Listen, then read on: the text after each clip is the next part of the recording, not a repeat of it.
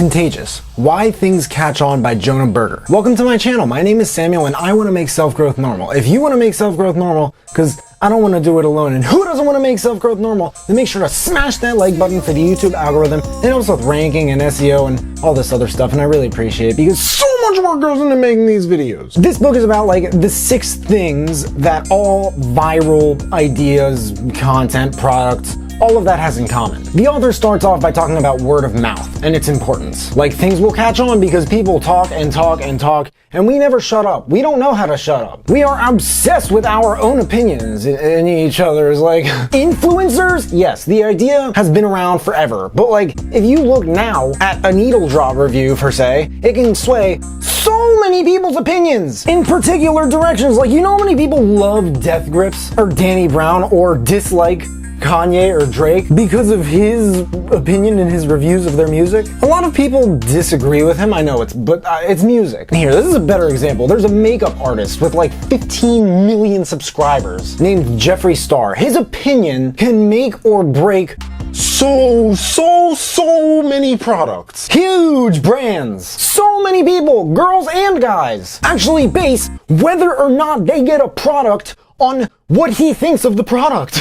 Like, solely his opinion. That's insane. But that's, you know, with YouTube and reviews and stuff like that, that's the importance of branding. And I kind of like to do something like that with books on my channel in self-development, business, and technology. But of course, the books that I'm not too big on, unlike this one, this is a pretty fucking good book if you ask me, I want to highlight the value in those anyway, because there's value in every book. So I don't know who wouldn't want to know the 6 things, the 6 principles, the 6 steps, whatever you want to call them, that all viral content, videos, ideas, products, and whatnot have in common, especially someone trying to build a business or a following. But I'm going to talk a little about whichever ones I took notes on in the review. If you learn something from this book, chances are it's gonna have to do a little bit with some of these at least. Like, the first one is social currency. People like to share remarkable things because it makes them more interesting and more remarkable to others. And we tend to underestimate how much we do this in America. Every day, the average American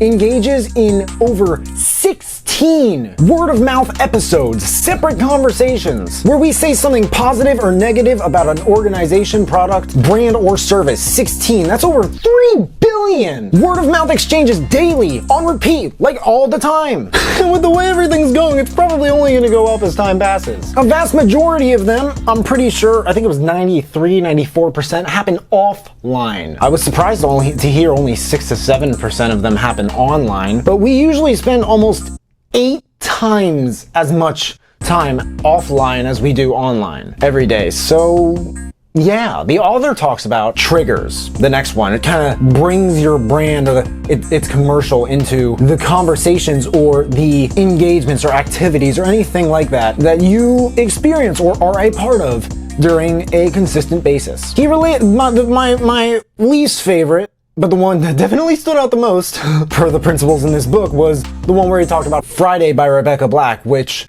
like, that song is... A few of my friends played it in a car with me once when we were hanging out, and after it was done, I didn't talk to them for 2 hours straight. But the author talks about the song and breaks down some lyrics to explain to us why it's like the most pointless song. Typical thoughts just going through any random teenager's head on a Friday during school. But after that came out, it became a trigger. You know, it's time to listen to Friday because it's a Friday. But you know how many teenagers were playing it for months every Friday and days that weren't Friday after that? And singing it at school? Because I do, and it was a traumatizing amount. It was really traumatizing. And volume and frequency. But like, maybe that's just me. There's a whole chapter about emotions, the next one. Like, what emotions cause arousal. And no, I don't mean sexual arousal. I mean, the actual word arouse means to evoke or awaken a feeling or response. But it's important because these are the emotions that, when triggered, triggers, will drive people to share your content or idea or whatever it is. The next chapter is about public people. The psychology behind kind of connectedness, which I've talked about in some of my reviews in the past month. But relatability is kind of where this steps in. You see, people tell me Amazon shouldn't be as big as it is. But if you watch less than 3 Jeff Bezos interviews, you will eventually hear him at some point or points talking about customer focus being the main reason for their success. Customer focus and satisfaction are only becoming more important as time goes by. And this is important because the customer is the public. There's a guy whose guitar broke in his experience with this airlines. I don't remember which, but he spent 9 months contacting them constantly because he spent $3.5 grand on it and they wouldn't pay him back after breaking it for 9 months straight. So he did what any musician would do. He wrote a song about it and he put it on YouTube. However, it exploded pretty shortly. Their stock went down pretty quickly, and everyone was sharing and commenting on it because they had similar experiences. And the rest of that story is, well, in the book. Speaking of stories, the last chapter is about stories. If you saw my review of Building a Story Brand by Don Miller, there are probably books about each one of these different principles, by the way. But if you saw that review, you probably know a thing or two about the importance of stories when it comes to brand building. This is about the stories your customers or demographics or whatever you want to call them will tell each other. They did what for free? Going the extra mile. What's the point in having a 305-year warranty? Stories give people just an easy way to talk about products and ideas. You know, get yourself in those 16 exchanges we were just talking about. I know I didn't talk about every single chapter. There are only 6. I gave some examples. The author gives so many examples, like many other thoroughly constructed books that I positively reviewed on this channel. He also has a couple personal stories and examples as well, but the variety of examples on top of those didn't just bring a degree of, for me, nostalgia, actually. Like, you know, I remember that since many of them were fairly recent, which is awesome. It's kind of unique, actually. But the variety also kept my attention, and my brain, that's not easy to do, honestly. Like, my brain just moves in a lot of different directions. Maybe yours does too. That's why all these books are 90% scripted, but a year ago or so, they were at least 100% scripted. But anyway, quotes. What restaurants are best at is going out of business. Maybe instead of giving people a penny for your thoughts, maybe we should get paid a penny for listening. If something is built to show, it's built to grow. Customers are so focused on getting a good deal that they sometimes end up paying more to get it. Practical advice is shareable advice. People don't think in terms of information, they think in terms of narratives. Direction 1. The author says that the book sheds light on underlying psychological and sociological processes behind the science of social transition. He also says that the book is also for people who want their ideas and behaviors to spread. That's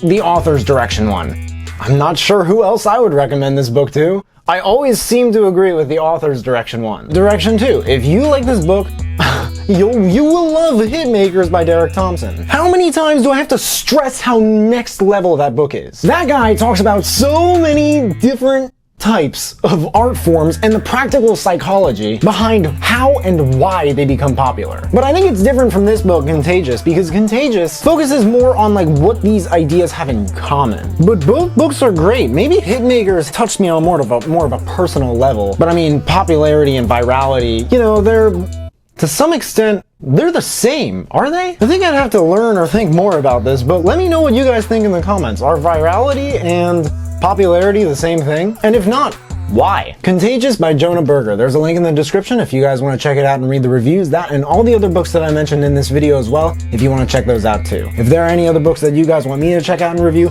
please let me know in the comments below.